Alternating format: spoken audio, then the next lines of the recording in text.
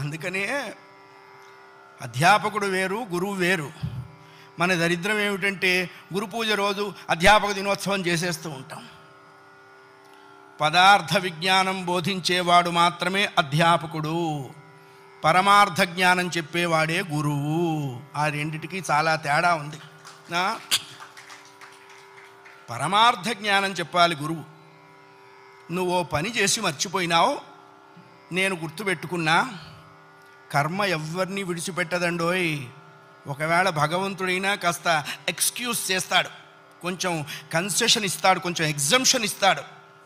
కర్మ చస్తే ఇవ్వదు. 1000 ఆవులు 1000 దూడలు ఉన్నాయి. దూడల కట్లు విప్పాం. ఏ దూడ దాని దగ్గరికి వెళ్ళి దాని తల్లి దగ్గరికి వెళ్ళి సరిగ్గా ఆగుతుంది. కర్మ కూడా అంతే. అవశ్యం అనుభోక్తవ్యం కృతం కర్మ శుభాశుభం. వండిన అన్నం తినలేకపోవచ్చు, చేసుకున్న కర్మని అనుభవించక తీరదు. చాలామంది కొన్ని అనవసర మాటలు మాట్లాడుతుంటారు. బ్రతకదలుచుకోలేదు, చచ్చిపోదాం అనుకుంటున్నా. చావునేటువంటిది ఏదో ఏటీఎం కార్డులో కార్డు పెట్టంగానే డబ్బులు వచ్చినంత ఈజీ అనుకుంటాడు. నువ్వు అనుకోంగానే చచ్చిపోతే నువ్వు చేసిన కర్మ అంతా ఎవడు అనుభవిస్తాడు?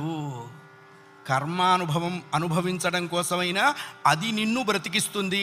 నీ ఇండివిజువల్ ఐడియాస్తో నువ్వు బ్రతకవో ధర్మశాస్త్రం చెప్పింది. అయ్యా, కర్మ ఎవడైనా అనుభవించాలండి. నువ్వు మర్చిపోయినావు, నేను గుర్తు చేస్తానన్నాడు. ఏమిటండి మర్చిపోయింది?